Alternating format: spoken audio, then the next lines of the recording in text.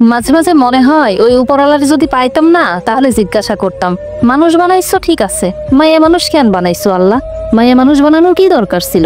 মায়া মানুষ আসলেই একটা জিনিস তুমি বানাইছো আল্লাহ, যার সাথে হাজারটা অন্যায় করা যায়, যারে ফুটবলের মতো লাথি মারা যায়, কিচ্ছু বলে না। মানুষ তো এমনও বলে যে মায়া মানুষ জন্ম নিলে নাকি মাটিও কাঁপে ওঠে, মায়া মানুষ জন্ম নিছে মাটিতেও নাকি ভয় পায়। হাই রে মায়া মানুষ! পরিচয় মায়া মানুষের পরিচয় আছে তো, কারো মেয়ে, কারো বউ, আবার বা ছেলে মেয়ের মা, এর থেকে বড় পরিচয় আর কি চাও? এইটুকুই তো যথেষ্ট।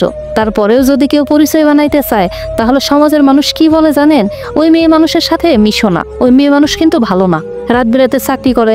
মেয়ে মানুষ আবার চাকরি করবে কেন? মেয়ে মানুষের কি চাকরি করা মানায়? নিজের পরিচয় এত কিসের জন্য দরকার তাদের? ওই একটা কথাই, মেয়ে মানুষের তো পরিচয় লাগে না, সে কারো বউ, কারো মা, কারো হচ্ছে ছেলের বউ, এগুলোই হচ্ছে তার পরিচয়। তারপরে কি হবে? যখন তোমার বিয়ে হবে, তুমি তো মেয়ে মানুষ, বিয়ের পরে তুমি তোমার বাবার বাড়িতে যাবা। বাবার বাড়িতে যাইতে গেলে তোমার শ্বশুর, শাশুড়ির, ননদ, ভাসুর, দেবর, তোমার 14 গোষ্ঠী শ্বশুর বাড়ির মানুষের অনুমতি লাগবে তোমার শ্বশুর বাড়ি থেকে বাবার বাড়ি যাইতে। তারপরে ধরো তোমার হচ্ছে এগুলো কষ্ট মানতে পারতেছো না, তুমি হচ্ছে কান্না করবা। হ্যাঁ, তুমি মন ভরে কান্না করতে পারবা, কিন্তু সেটা মানুষের সামনে কান্না করতে পারবা না, বালিশে মুখ বুঝে কান্না করতে হবে। ওই যে তুমি মেয়ে মানুষ, সংসারের সব কাজ তোমাকে করতে হবে, মুখ বুঝে করতে হবে। কান্না করবা কষ্ট পাইলে, কোনো সমস্যা নাই, শুধু মুখে মধুর মধুর কথা বলতে হবে আর একটু হাসি রেখে দিতে হবে, কারণ তুমি তো মেয়ে মানুষ, হাসি ছাড়া তো তোমাকে মানাবে না। তোমার মুখে যদি হাসি না থাকে তাহলে মানুষ বুঝে যাবে যে তোমার শ্বশুরবাড়ির মানুষজন তোমাকে জ্বালাচ্ছে, তোমার মনে কষ্ট আছে, সেটা কিন্তু কাউকে বোঝানো যাবে না। তোমার চোখের জল কিন্তু আবার কাউকেই দেখানো যাবে না। নিরিবিলি যে কান্না করবা সেই সুযোগও তোমাকে আল্লাহ দেয় নাই। তুমি যখন নিরিবিলি কান্না করার জন্য টয়লেটে ঢুকবা বা তোমার ঘরের মধ্যে তুমি বন্দি হয়ে কানবা, তখন শ্বশুরবাড়ির লোকজন বলবো, কি গো বৌমা, সারাদিনই তোমার টয়লেটে থাকা লাগে? সারাদিন তুমি ঘরের মধ্যে বন্দি থাকো নাকি কাজ করা লাগে? সেই কাজে থেকে ফাঁকি দেওয়ার জন্য তুমি এসব করো। সব সময় তোমার মনে রাখতে হবে তুমি একজন মেয়ে মানুষ, এটাই হচ্ছে তোমার বড় পরিচয়। তারপরে তুমি যখন হচ্ছে বিয়ে করবা, বিয়ে করার পরে তো শুরু হবে আসল খেলা।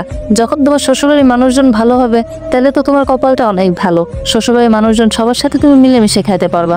আর তুমি ধরো যদি তোমার শ্বশুরবাড়ির মানুষজন খারাপ হয়, তাহলে কি হবে?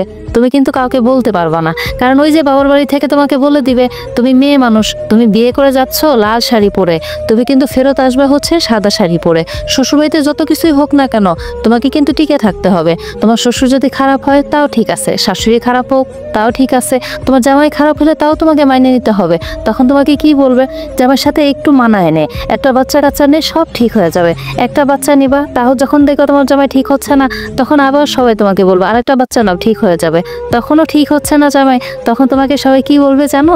মারে একটু মানায় নাও, মানায় তো নিলাই, জীবনটা তো এখানেই শেষ হয়ে যাচ্ছে, আর কয়টা দিনই বা বেঁচে থাকবা, সবকিছু মাইনে নাও। মানে শ্বশুরবাড়ির মানুষজনেরও সবকিছু মেনে নিতে হবে, বাবার বাড়ির মানুষজনেরও সবকিছু মেনে নিতে হবে, মানে কোনো কিছুই করার নাই। আর তুমি যদি শিক্ষিত চাকরিজীবী হও তাহলে তো কোনো কথাই নেই। তাহলে তো তোমার প্রথম কথা হচ্ছে তুমি যে চাকরি বাকরি করতেছো সেই টাকাটা তুমি কারে দিবা? শ্বশুরবাড়ির মানুষজনে দিবা নাকি বাবার বাড়ির মানুষজনে দিবা? কারণ তোমার টাকা ভোগ করা তো তোমার পক্ষে সম্ভব না। সেই টাকা হচ্ছে তুমি কি করবা? তুমি যদি শ্বশুরবাড়ির মানুষজনে দাও তাহলে বাবার বাড়ির মানুষজনের মুখের দিকে তাকাইতে পারবো না, আবার যদি বাবার বাড়ির মানুষজনে দাও তাহলে তুমি শ্বশুরবাড়ির মুখের দিকে তাকাইতে পারবো না। মানে তুমি যে মেয়ে মানুষ, তোমাকে সব কিছুতেই পরীক্ষা দিতে হবে। তারপরে তোমার সন্তানরা, তুমি যাদের জন্য টাকা পয়সা ইনকাম করতেছো, তারা তোমাকে বড় হয়ে কি বলবে জানো? কি করছো তুমি আমার জন্য? তুমি তো আমাদেরকে সময় দাও নাই, তুমি তো আমাদের জন্য কিছুই করো নাই।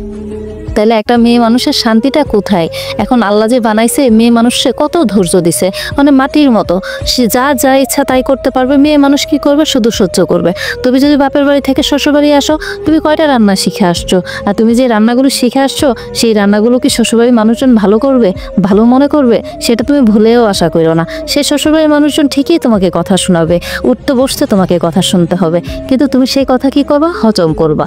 তুমি যত চুপচাপ থাকবা, তুমি যত চুপচাপ থেকে ঘরের সব কাজ করবা, বাবা মার কথা শুনবা, শ্বশুর শাশুড়ির কথা শুনবা, সবার কথা শুনবা, সবার কথা শুনে সবার কথা অনুযায়ী তুমি চলবা, একটা কাঠপুতুলের মতো হয়ে যাবা, তখনই দেখতে পারবা তুমি একটা ভালো মেয়ে মানুষ, তুমি একটা ভালো বউ, তুমি একটা ভালো ছেলে মেয়ের মা। মানে তোমার মতো ভালো আর কেউ হয় না। দিন শেষে তুমি একটা মেয়ে মানুষ।